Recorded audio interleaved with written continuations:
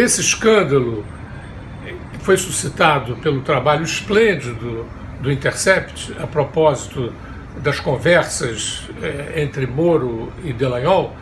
Esse escândalo suscita muitas questões.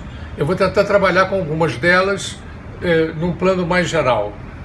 A gente recorda o escândalo produzido pelas revelações do Snowden, que aliás trabalhou com o Glenn, que é um dos jornalistas do Intercept, né? E como aquilo foi importante do ponto de vista de revelar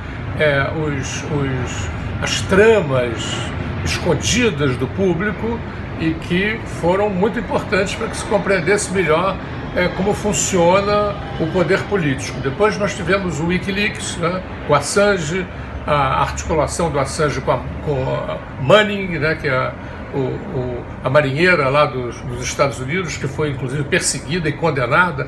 Então, esses escândalos anteriores mostraram muito bem como o poder fica irritado com esse tipo de divulgação. E isso é uma questão que, do ponto de vista de uma luta democrática radical, de uma luta para democratizar a democracia, é uma questão que muito nos interessa, porque efetivamente o que nós estamos vendo, e agora mais uma vez com a coisa do Intercept aqui no Brasil, é como os poderosos estão se distanciando, como eles estão se constituindo como uma verdadeira aristocracia, que pode tudo porque funciona nos bastidores, porque funciona longe dos olhos da opinião pública. Então é preciso que a opinião pública se conscientize cada vez mais disso. É preciso aumentar os controles sobre os poderosos.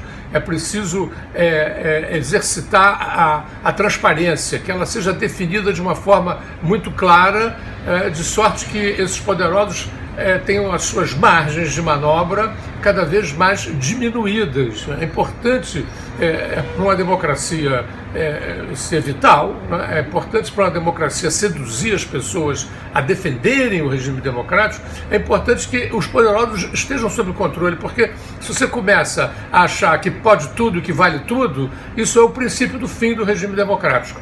O regime democrático funciona quando há um mínimo de confiança nas instituições e das pessoas que são nossos representantes no poder. E o que essas gravações estão mostrando é como eles são antiéticos, como eles se comportam de maneira ilegal e imoral, embora muitas vezes, como Moro, querendo se fazer paladino da justiça, da moralidade e da ética. Então acho que essa é uma dimensão muito importante que esses escândalos suscitam, né? A questão do controle dos poderosos pelos representados, dos representantes pelos representados.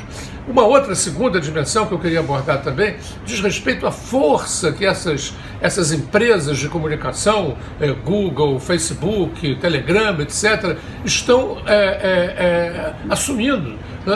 Essa é uma questão que nem era considerado do ponto de vista da luta democrática há 20 anos atrás. E hoje está cada vez se tornando mais crucial. Essas empresas precisam ser controladas. Inclusive, isso já está suscitando questões, tanto na União Europeia como nos próprios Estados Unidos.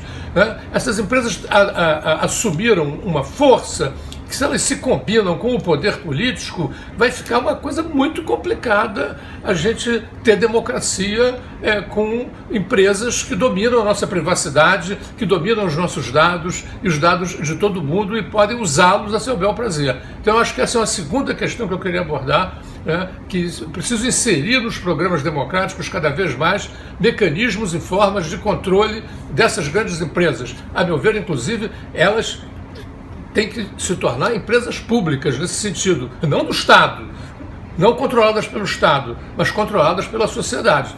Eu penso que esses são dois grandes desafios que esses escândalos suscitam. A necessidade de controlar melhor os poderosos e necessidade de controlar melhor essas grandes empresas de comunicação que estão ficando demasiadamente poderosas para caber num regime democrático. Fiquem espertos e não deixem de se inscrever no nosso site, no nosso canal, para que vocês sejam notificados de novas emissões.